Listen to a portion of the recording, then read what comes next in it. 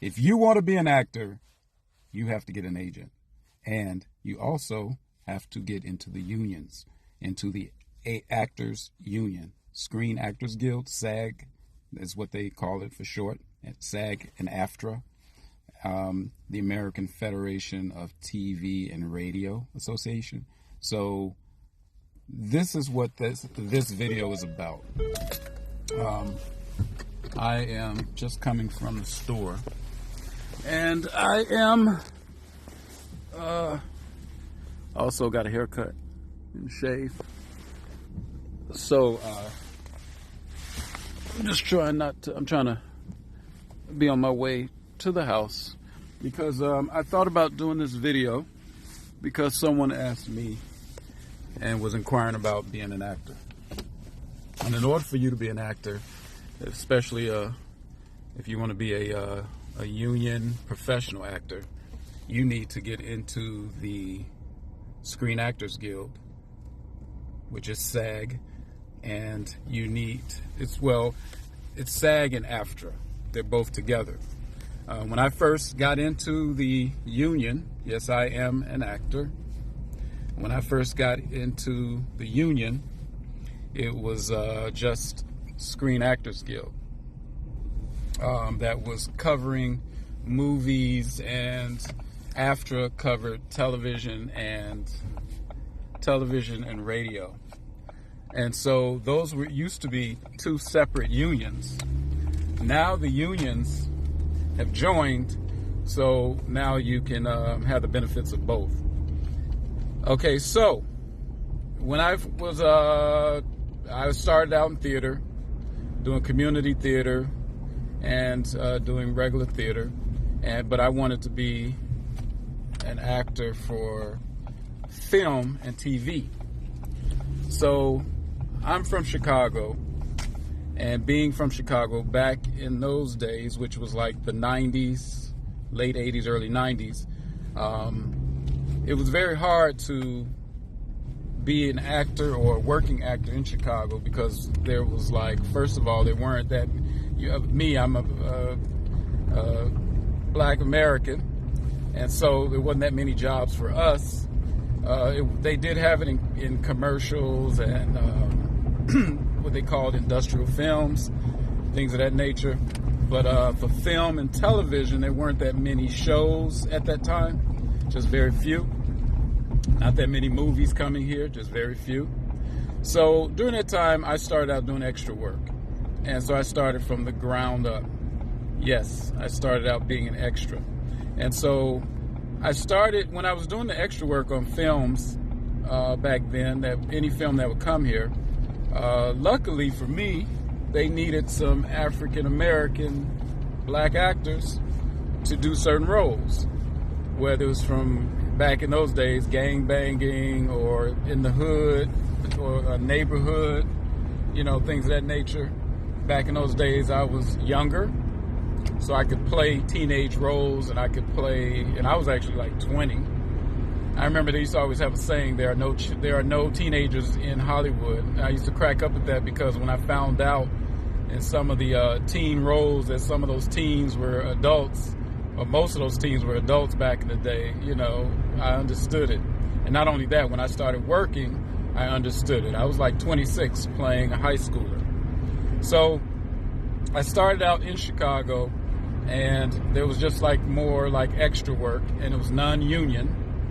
And I think at that time they had union extras, but they were kind of dissolving that. So that was kind of dissolving during that time. And so I remember I thought I was on the right path to become an actor. And by, doing extra work and doing things of that nature. And one day I remember we were going to, me and some friends, we were going to an audition. And when we got to the audition, we noticed that it was saying you need to be part of SAG or something to audition for this. This is a SAG union film. And so I remember it was so funny too, because we were like, SAG, what's that?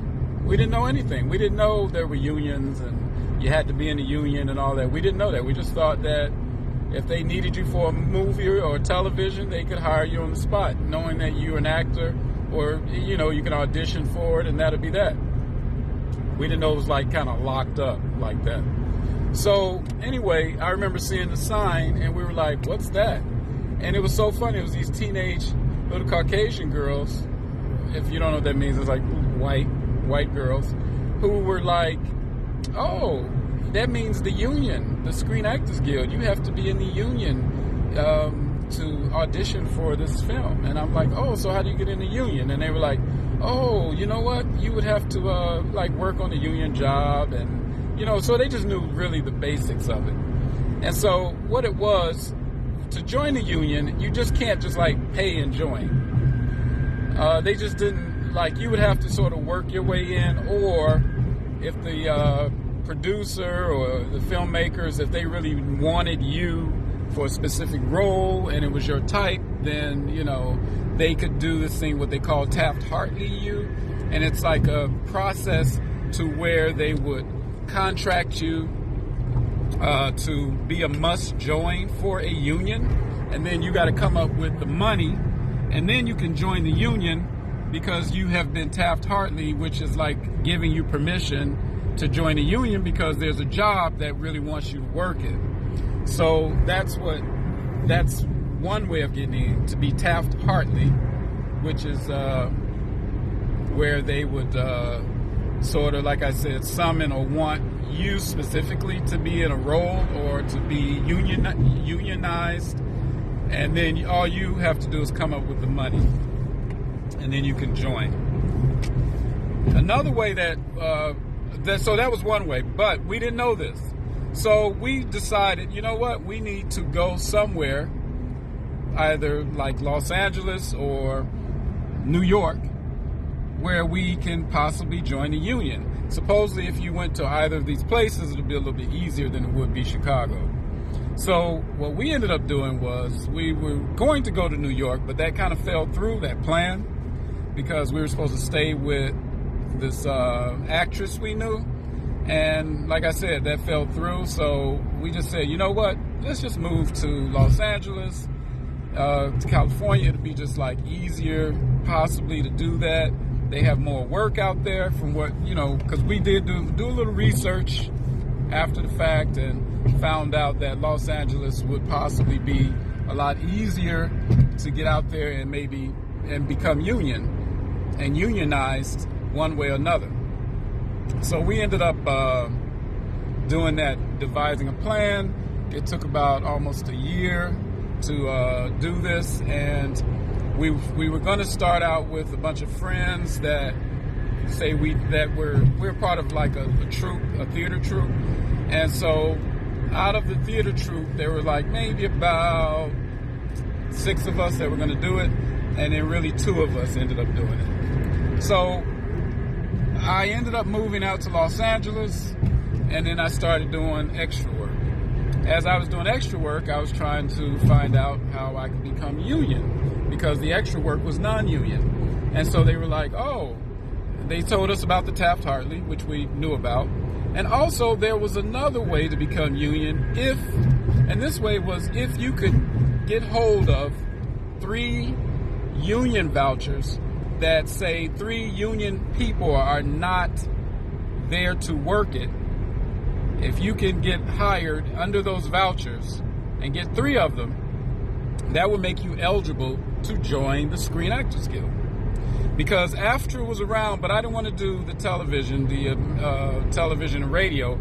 I wanted to do Screen Actors Guild because I wanted to be a film, actor, not a television.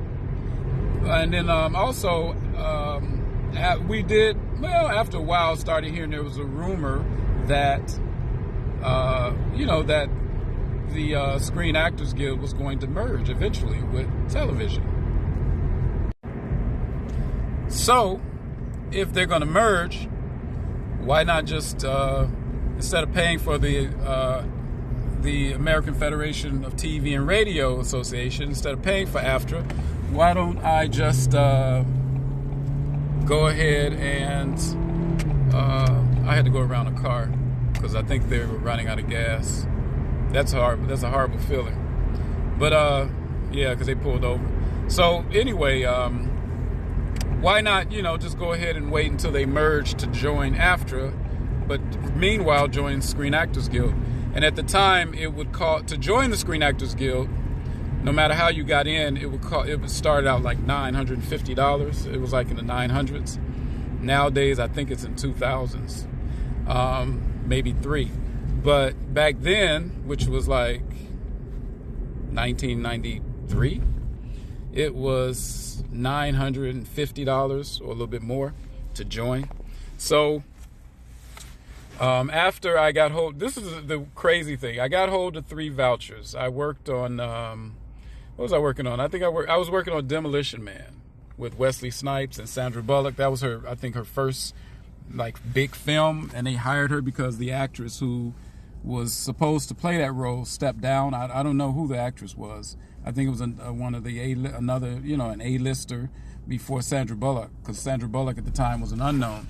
So Wesley was in there, and of course Sylvester Stallone was Demolition Man. So I ended up working on that for multiple days, and I got hold of my 3 vouchers, and I was like, yeah, I'm going to go down to the union, and I'm going to join, and blah, blah, blah, and da-da-da, and all that, right? So then another project came up that I kind of like knew about, and it was like with Mario Van Peebles, and he's a black actor, and I was like, oh, okay, I would like to like get on that, and it was some kind of like horror film or like a scary film or something. So I ended up getting extra work on that. So I happened to be, and we were, this particular day, we were at the nightclub, and it belonged to Prince. Yes, Prince. And it was his nightclub, and they were filming a scene in there. And I overheard the assistant director, and we referred to them as the AD, talking to someone and saying that they needed a stand-in for Mario Van Peebles, and they needed one by the end of the week because because the one they had, he was a non-union stand-in, and he was just trying to decide whether he wanted to join the union. And so they were saying he really didn't want to join the union because at the time there's more non-union extra work than there was union extra work. So this dude didn't want to become union because I think he was fearing that he would be working less. And in LA, you can make a living doing extra work. Yes, you can make a living doing extra work. At the time, I remember it was paying $40 per day, plus you get the overtime, because everything always damn near ran into overtime all the time. So you could get the overtime, and by the time you came up off a movie set, you might have cleared about $100 to $200 sometimes, and that's starting at $40. And then they charge you. They do give you extra bumps for like if you do certain scenes, and if you maybe you might use your car.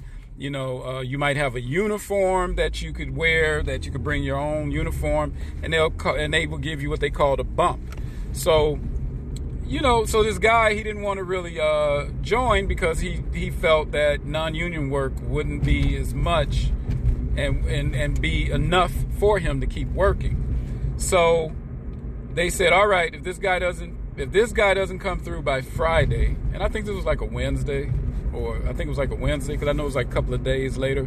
And they said if he didn't come through by Friday, that you could become the stand-in.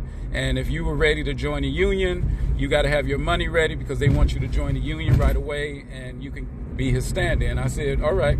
So right after that, the guy he didn't come back.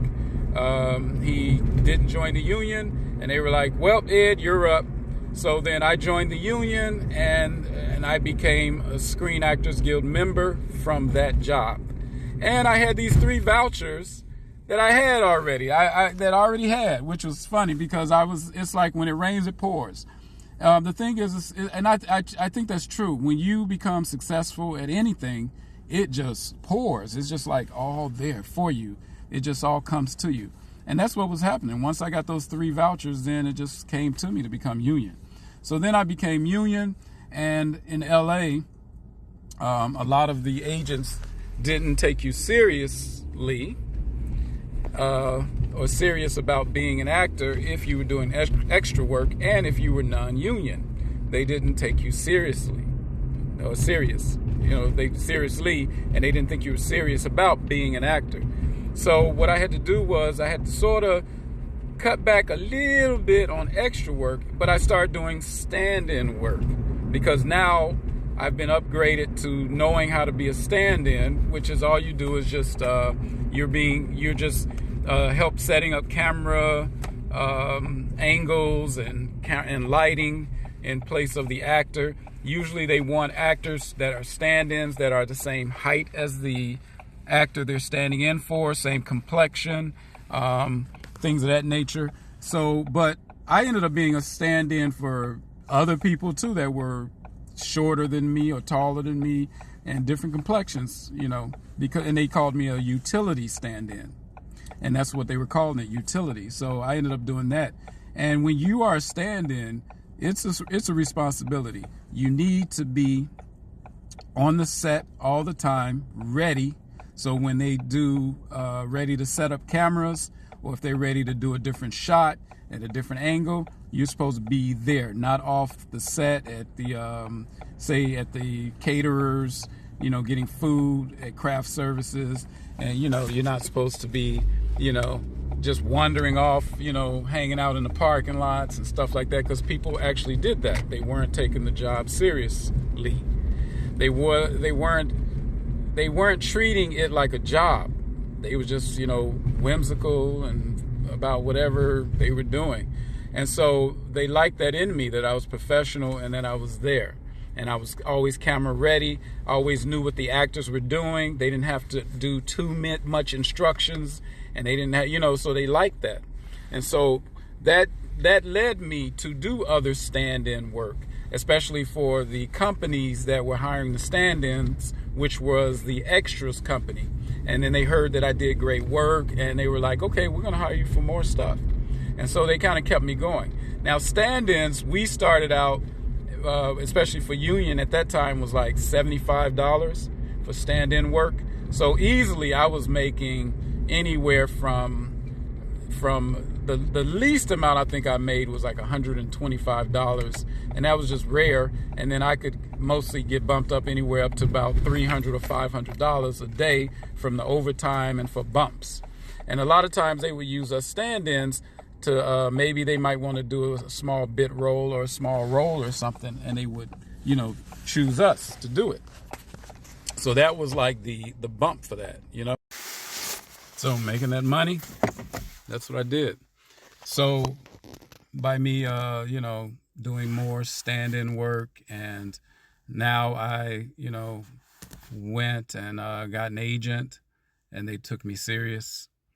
And they took me seriously about being an actor. And they were just saying, try not to do extra work. You can do the stand-in work. That's good experience, good exposure, possibly get you a job, things of that nature, which it kind of did. And so, not kind of, it did.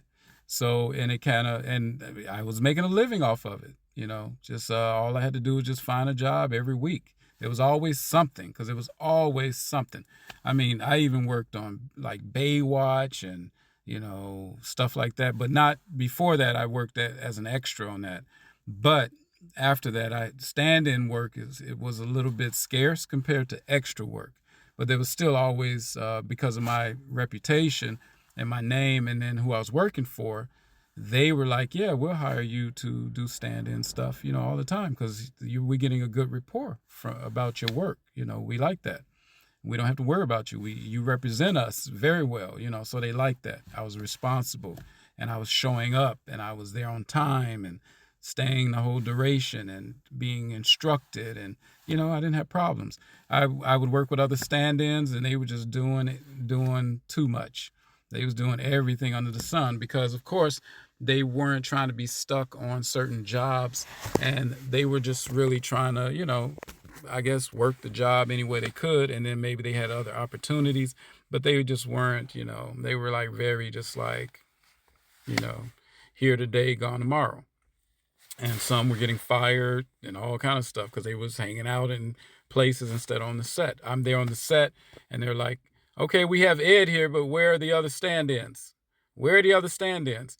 And I was also told, you supposed to be, they instructed me, you're supposed to be on set all the time, ready to go. Once the shot is over, be ready for the next shot. The director may instruct you to do something, and then when the actors come in, like the main actors come in that are working, they might want to see the movements that you need to make, and you might need to demonstrate it for them.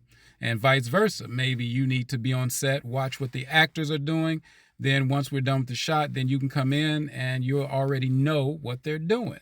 So that pretty much was like how it was going.